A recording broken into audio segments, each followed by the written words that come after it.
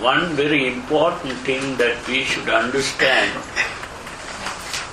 when we talk about the Paticca Samuppada, we must understand it in relationship to the theory of evolution that today people, the modern scientists have been talking about the theory of evolution, and what it means is we have to understand. Maybe some of you are not familiar with modern scientific concepts like that what do we call life? And some people think that life is the same thing as consciousness. These are not the same things. And what we call life is an unconscious process. Now, we know that our body is working in various ways. The heart beating, the blood circulating, and so many organs begin to function in different ways. The kidneys, which purify the blood and send all the waste matter out, and liver does a lot of things to keep the life going, and we have the pancreas, the intestines, and we have the stomach, we have the lungs. All these things are working just due to this law called determinism. It's a scientific law on which all scientific research, all inventions, all modern technology, everything is based on this one law, which is not even today spoken of too much, because the church was going against that. Because science was always going against the dogmas of the church. So the church tried to speak about the thing called free will. That a human being has a thing called free will, they said. And this free will has been given by God. And so human beings work through free will. And it is because the human being is supposed to have a free will that the human being becomes punishable. God punishes the human beings for doing the wrong things or disobeying God, and rewarding the human beings who are obeying God. And these human beings, although created by God, they have been given a free will so that they can decide for themselves whether to follow the rules or to break the rules. And because He has given a free will, if they break the rules, they can be punished. And if they obey the rules, they will be rewarded. That means, punished means sending them to hell for eternal life, eternal suffering in hell. Eternal means forever. There is no escape from that. And those who are good, obedient, they'll be rewarded in heaven, where they'll have eternal happiness. So whether they are punished or whether they are rewarded, they are eternal. That means they are living forever. So that kind of punishment and reward is possible only if they have a free will. Otherwise, if they behave in the wrong way, God has to be responsible for that. They cannot be held responsible. So if you want to make them responsible for it, then they must have a free will. Now, when you speak of determinism, you cannot speak of free will. Determinism means that everything is happening only when the necessary conditions are present. So it has nothing to do with free will. When the necessary conditions are present, it happens. When the necessary conditions are absent, it doesn't happen. So it has nothing to do with free will.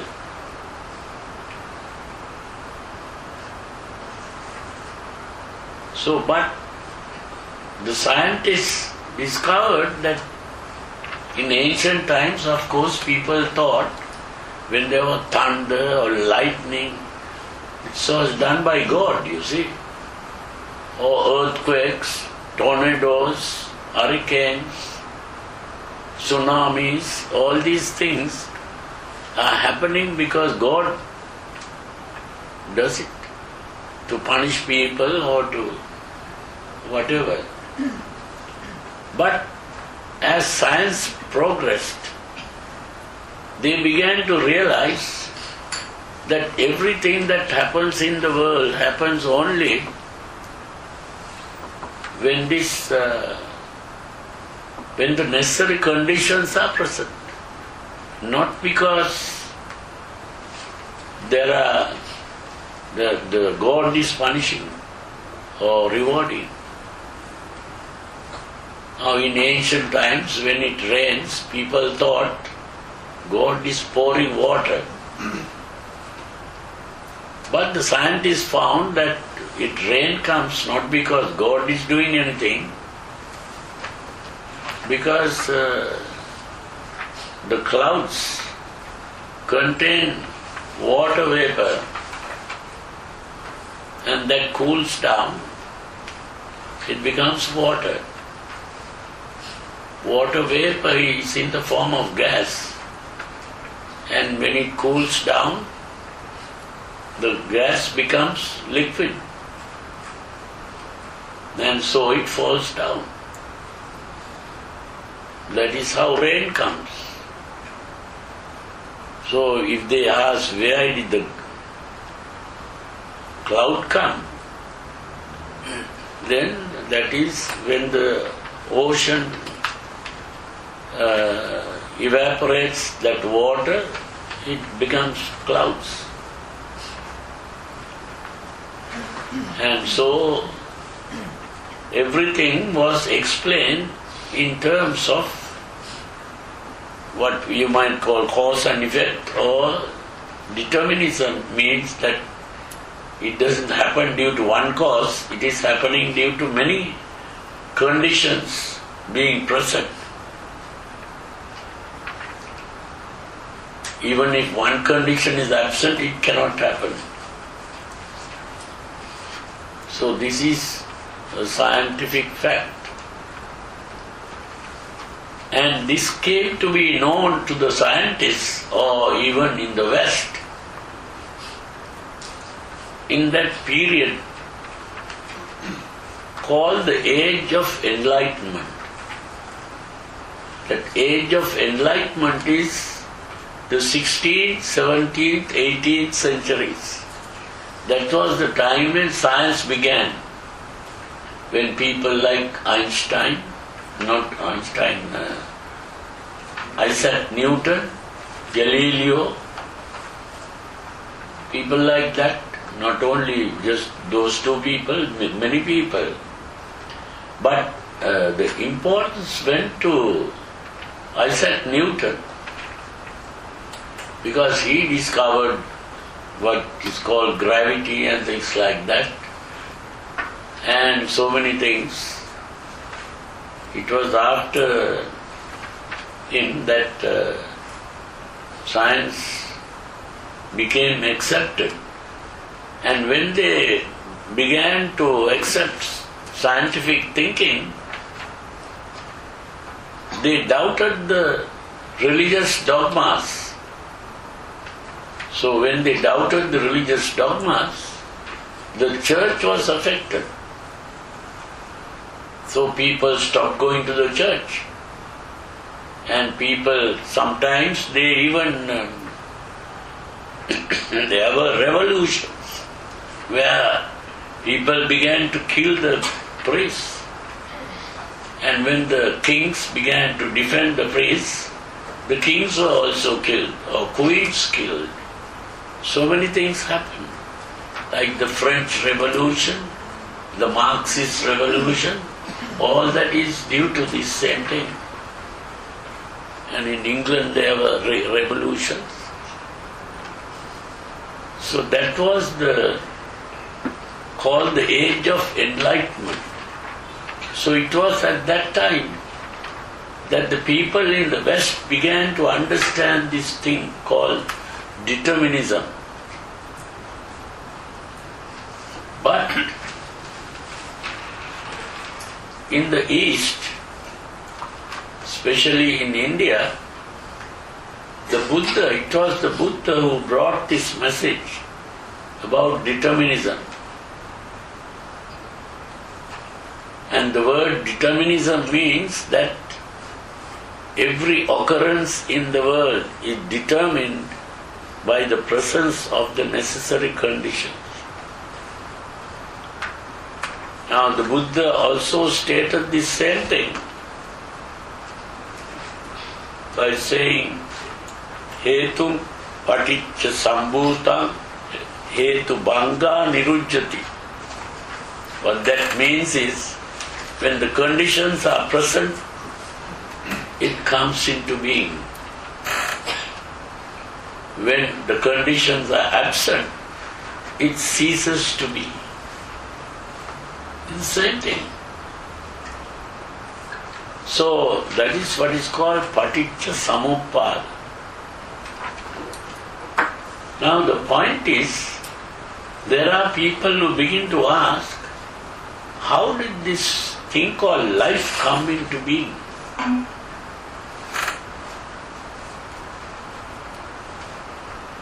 And how did the world come into being? How did this whole universe come into being?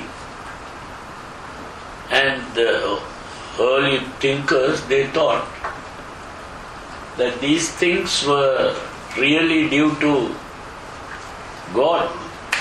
God who is creating the world. No one has seen this God. This God is only in their imagination.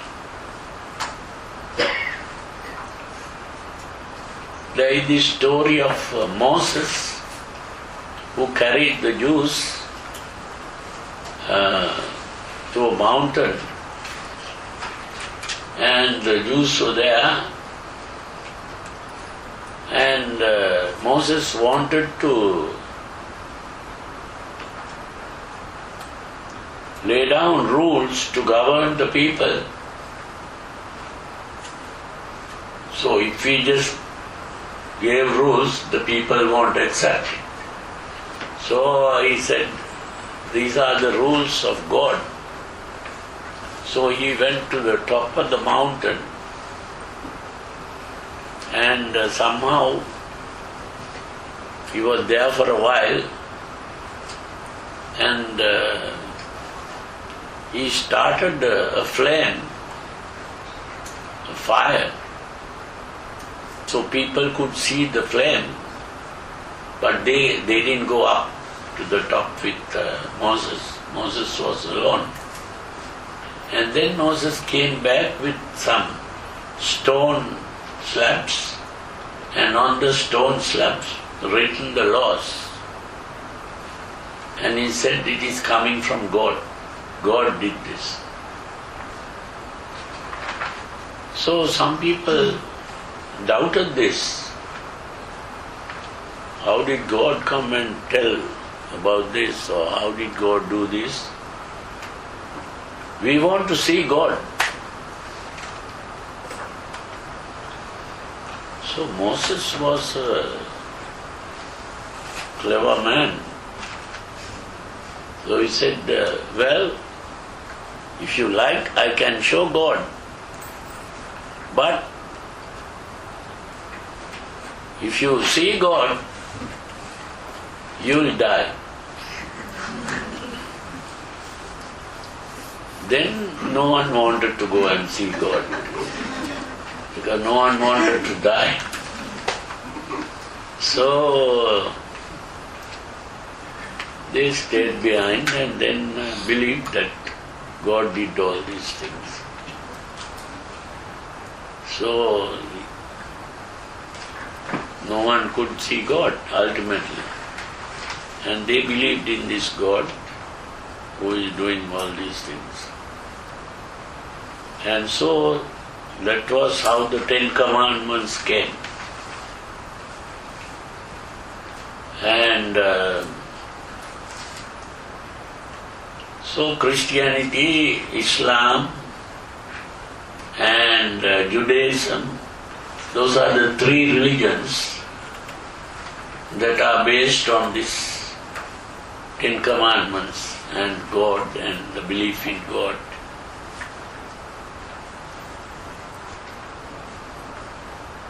So, but the Buddha, even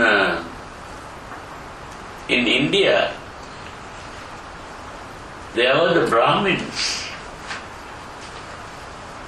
who believed in a God who created the world. And that God they called Brahma. But it was the Buddha who came and told people about how the world comes into being depending on the necessary conditions. And that explanation is what is called Paticca Samuppada. So it is very important to understand this Paticca Samuppada. But there are two aspects of this Paticca Samuppada. The Westerners, they looked at this principle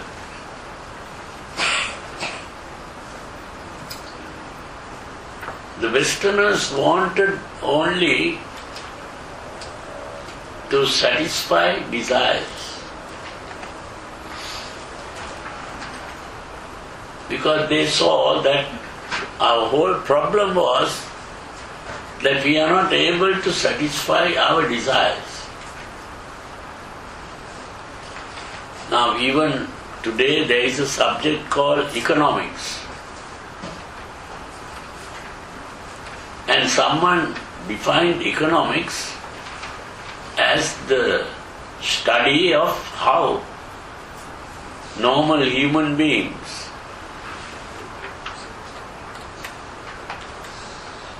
attempt to satisfy their unlimited wants with limited means. Means to satisfy the wants is limited, but they are trying to satisfy these wants with limited means. How does the human being does this? That is the study of economics. So if that is economics, people are aware that we have a problem, and that problem is satisfying our desires. This is the problem. Now the Buddha spoke about what is called dukkha, which is today translated as suffering. Some people say the word suffering doesn't translate the word properly, dukkha, and they want to call it by some other word like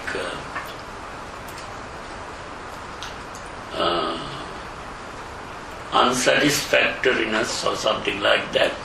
But they are again referring to that inability to satisfy desire. Because the Buddha pointed out that this dukkha is yam picchan labati tampi dukkham. Yam picchan labati means the inability to satisfy desire.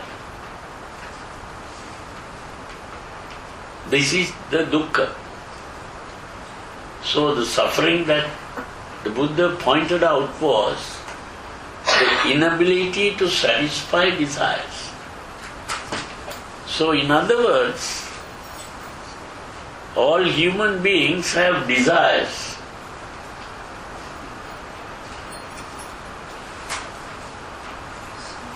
Although they have these desires, they are not able to satisfy these desires.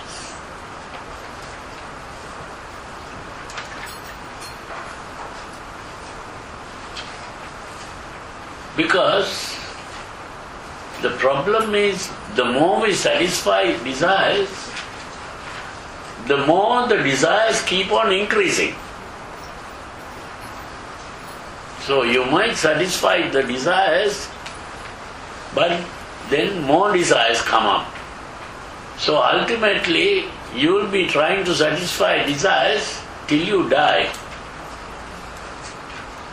And then of course after that the desires also will be over when you die. So from birth to death, you are struggling to satisfy desires. This is the problem.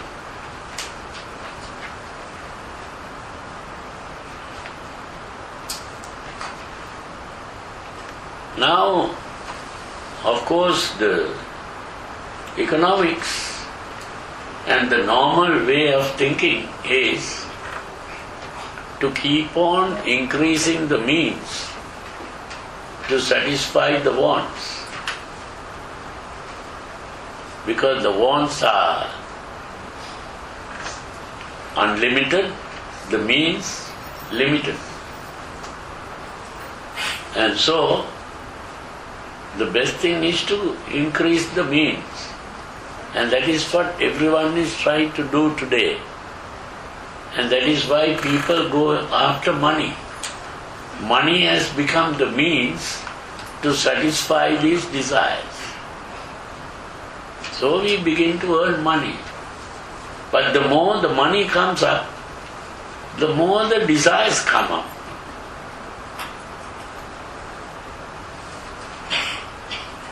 That is the problem. Now, those days when I was a child, I thought I should have a bicycle to ride. I have seen other children riding bicycles, so I also want to get a bicycle to ride. Of course, difficult to ride the bicycle because you might fall also. So somehow I got a bicycle. But first they gave me a three-wheel bicycle because I might fall.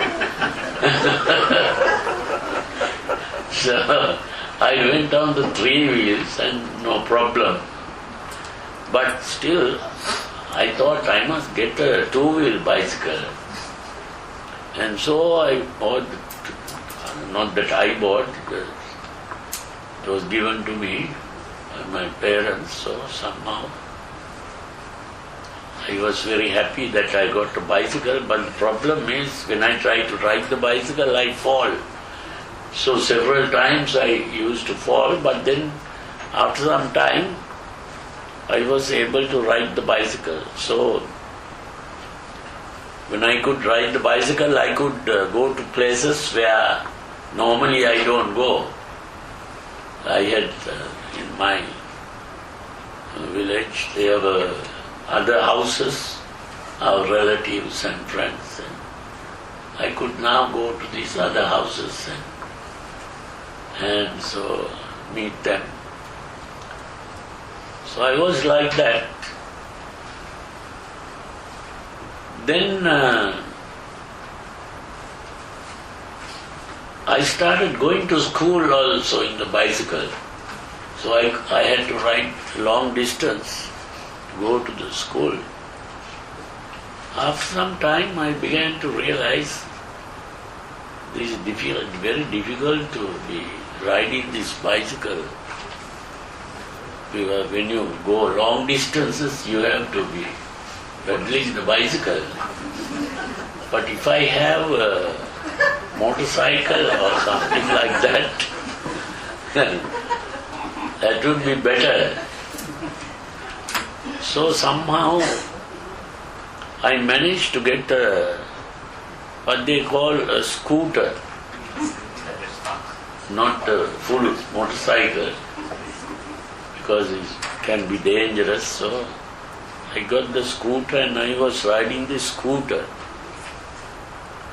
And after some time I began to realize that the scooter is not going to be much helpful because I can fall, and I fell several times. And I thought if I fall like this, I might break my neck and then that's the end. So the thing is, I should get a car, you see. And then, so I got a small car, and so now 4 wheels, I can't fall like that.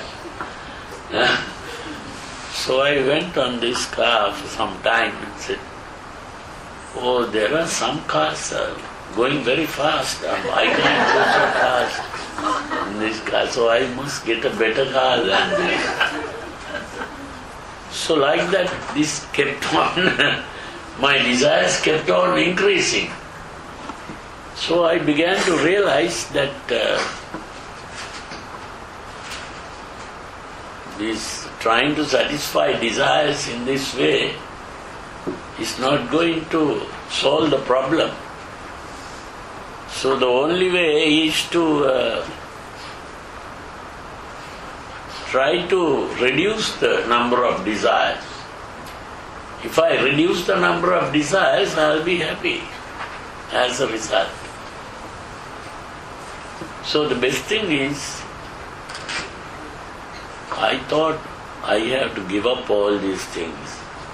So better thing is to, now if I give up everything, then people will start blaming me for giving up everything also. You see, if I don't get married, people will start saying that I am a bad man going after prostitutes, or maybe going after putting girls in trouble or something like that. So they begin to create all kinds of stories also for nothing. Not that I have done anything, but they begin to imagine. So I thought, to do this, I have to become a monk. The only way is to become a monk. Then people won't blame me for not having a wife, you see. Otherwise, they'll create all kinds of stories. So I thought I should become a monk, and so that's how I became a monk, I suppose. Actually, after I became a monk, I began to realize that I have come out of hell. That's how I began to feel. Because as a monk, I was quite happy. And I don't have to go after desires, I don't need bicycles, I don't need cars, I don't need any of those things. and if I begin to meditate, I'll be happy. So I started meditating. So this is how gradually these things happen. So the important thing is that real happiness comes from learning to get rid of these desires. But the important thing here is that when we think of the mind is, there are two things. When we speak of the mind, there is a part that is doing the thinking. We think and we think logically. That is one part of the mind. And the other part of the mind is what we call emotions. And these emotions are the desires really. So we have desires for various things, or we also hate. And of course, hatred means the desire to get rid of what we don't want. So when the hatred comes, we hate what is unpleasant and we desire what is pleasant. And so, if we desire what is pleasant, we will be trying to get what is pleasant. And if we hate what is unpleasant, we try to get rid of what is unpleasant. So this becomes our whole goal in life. But it is the thinking part that begins to tell us about the world. You see, about the world means that we have pleasant things as well as unpleasant things in the world. And these pleasant things are not permanent. And the unpleasant things are also not permanent. These are things that change all the time. Even the pleasant thing won't be pleasant all the time. Even if we get something pleasant, after some time it becomes unpleasant. So the pleasant things are also not so pleasant. And so,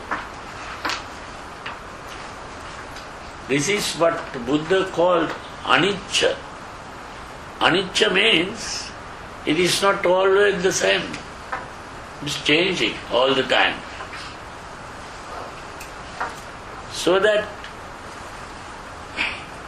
by going after pleasant things, we become unhappy as a result. And trying to get away from the unpleasant things also we become unhappy.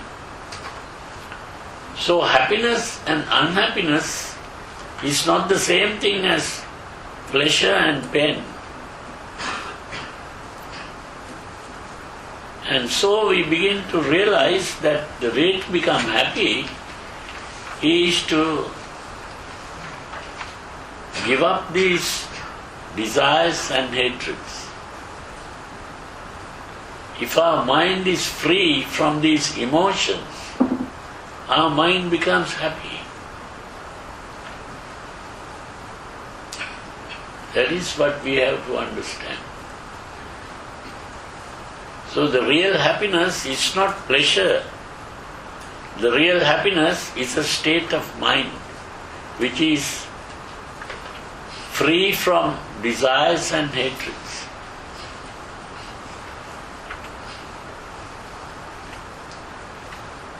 So this is the important thing. So when we talk about dukkha or suffering, we are not talking about the painful sensation as dukkha. We are talking about the unhappiness that comes from going after pleasures and running away from pain. So it is the mind that is not disturbed by going after pleasure and running away from pain. The mind that is tranquil, calm, peaceful, that is the happy mind. Now the thing is that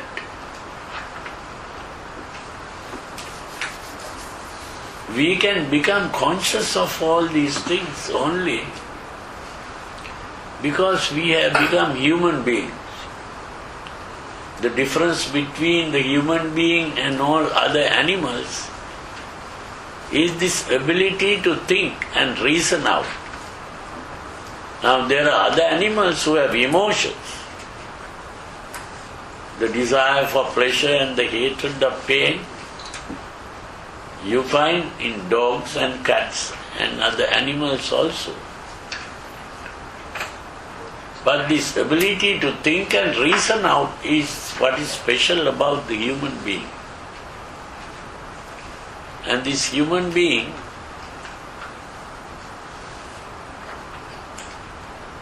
has to become able to think and reason out. If the human being is not able to do that and is carried away by emotions all the time, the human being is behaving like an animal.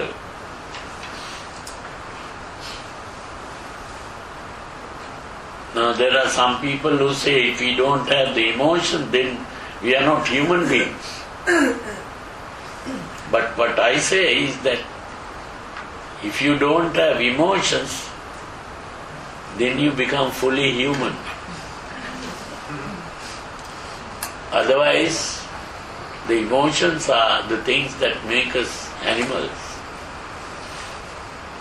So that animal nature has to be given up fully to become fully human. This is what the Buddha pointed out. And that means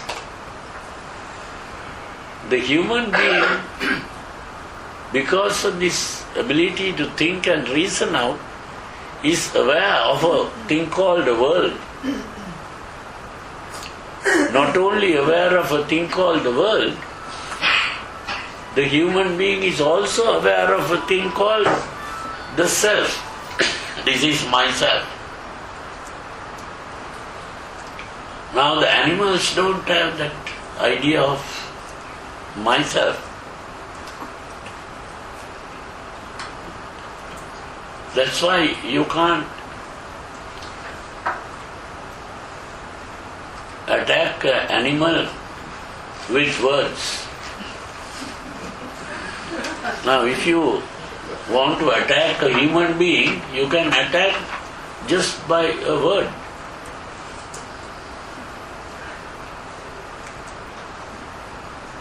But the animal, you can say anything, but the animal is not going to be attacked. Why? Because the ego is not affected. So this is why the human being has a problem, mainly because of this idea of a self. This idea of a self, and with this idea of self comes the need for protection. This self must be protected. And this self must be pressed. I want the self to be pressed.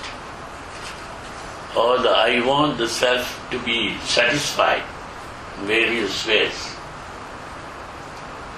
So that whole problem comes from the self. Now the important thing is that at the beginning, before the human being came into being, the animals and plants were gradually evolving, and the starting point was just a cell, not even a cell, a molecule.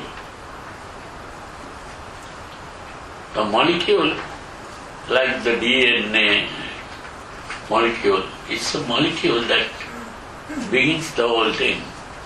And this molecule had a special ability which was to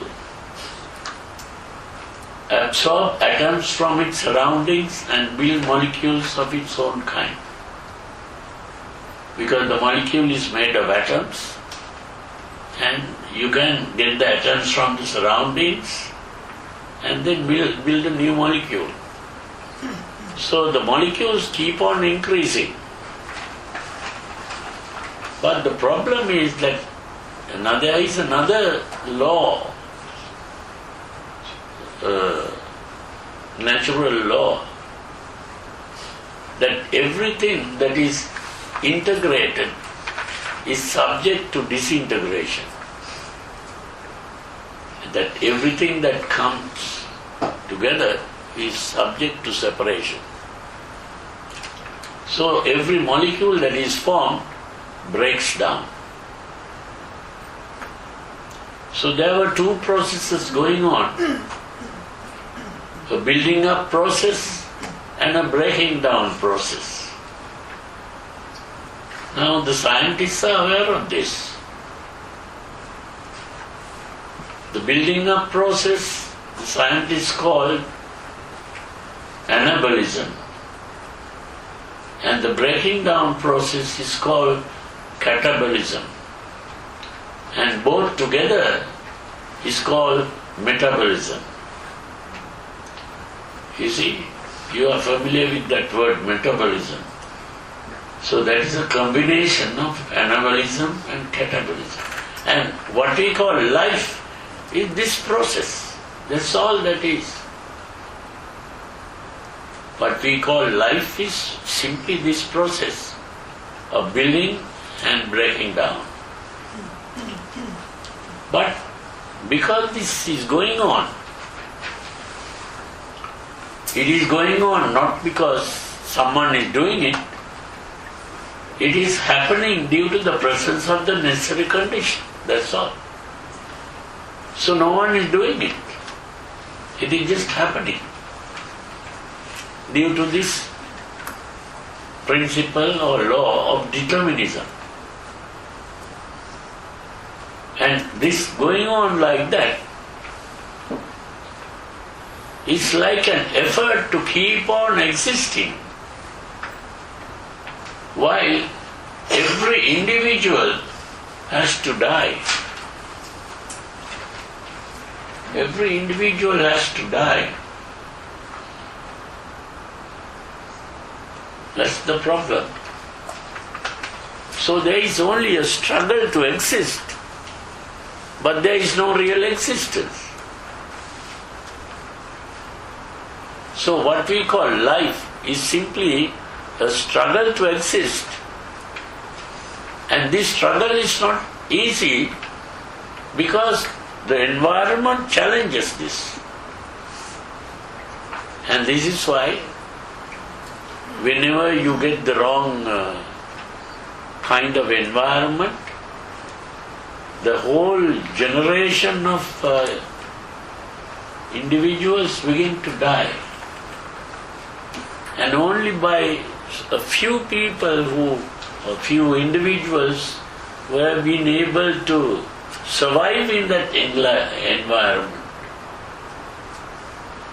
begin to survive. And that is due to some change in that individual. And so that individual kind survives and reproduces further. And that is how this thing called evolution takes place, a complete change. So the evolution goes on. The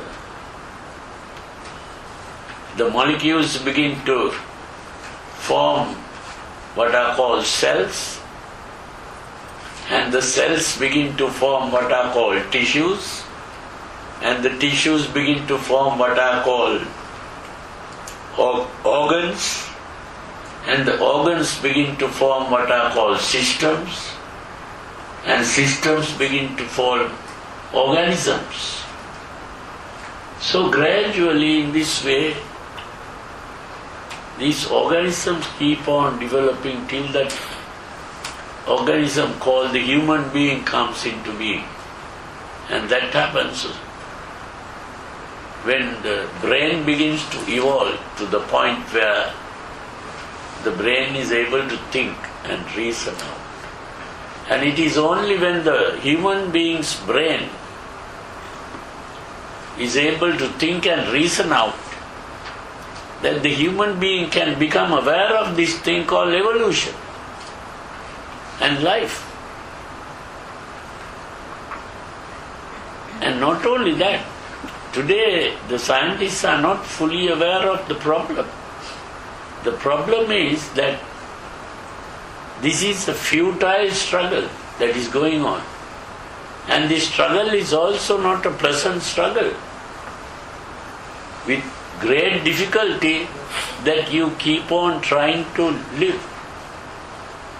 And today even most of the social problems, economic, political, and all these problems are still this continuation of the struggle to exist. Employment problems, why do people need employment? To keep on living. And not only that, they are reproducing. So every time they reproduce, they are creating more problems. Because this is what is going on. So this is why, I suppose, the Buddha wanted the monks not to get married. Because they don't want to reproduce. But the Buddha is reproducing also in a different way. They are reproducing people who are trying to stop reproduction, to stop this futile struggle to exist.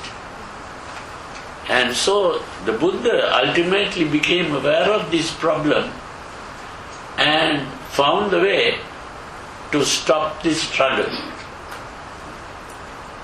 And that is what is called awakening from the dream of existence.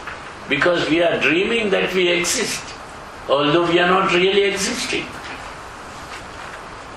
It's a dream. We are not fully conscious. And only when we become fully conscious of this fact that we begin to stop that struggle. This struggle to exist is what the Buddha called bhava tanha. Bhava tanha is the struggle to exist. Bhava means existence. Tanha is this urge to exist. So it is only by stopping this struggle that all suffering comes to an end. And by realizing that we are not really existing. If we are not really existing, how can we die? Death comes only if we are existing. If we are not existing, we cannot die. We cannot be born.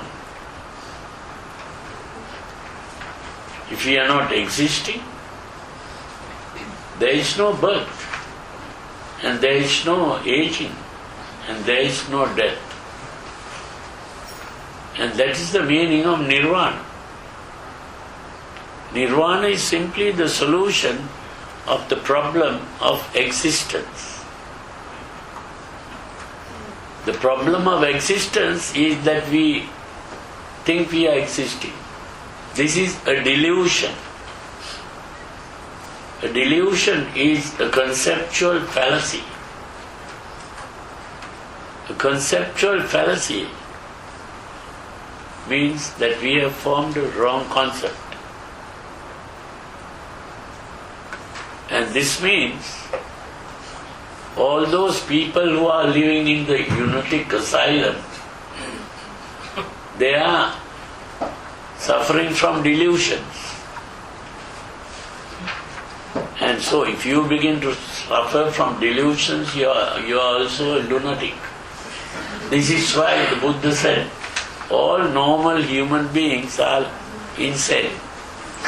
Sabbe putujjana ummattaka. So the whole effort of the Buddha is to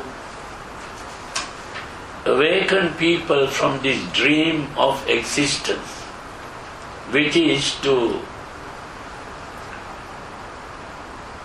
make all the insane people sane. This is why when the Buddha passed away, the last words of the Buddha was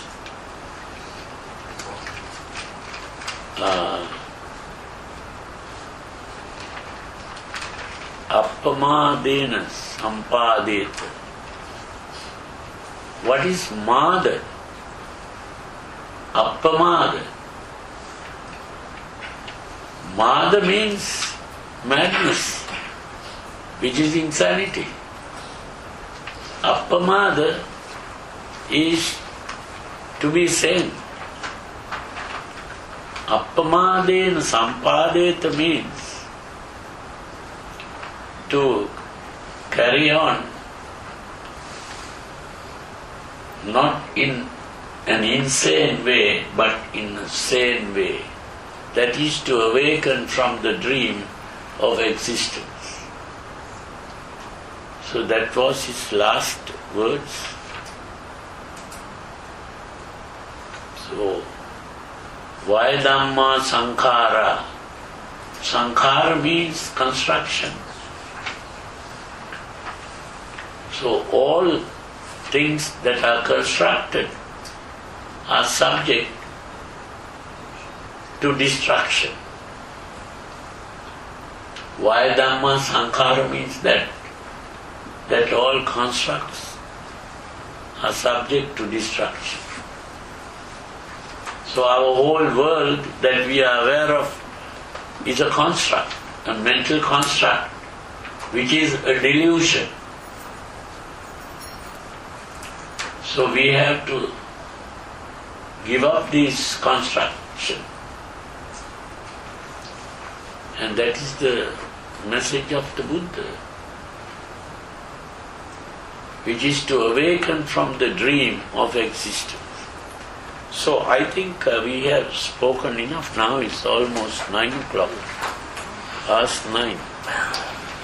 So if you have any questions to ask, the whole Paticca Samuppada is really an explanation of what I just said. So, but only next time we'll go through that whole Paticca Samuppada process, so that this is only preparing your mind to receive the real thing, which will come next time.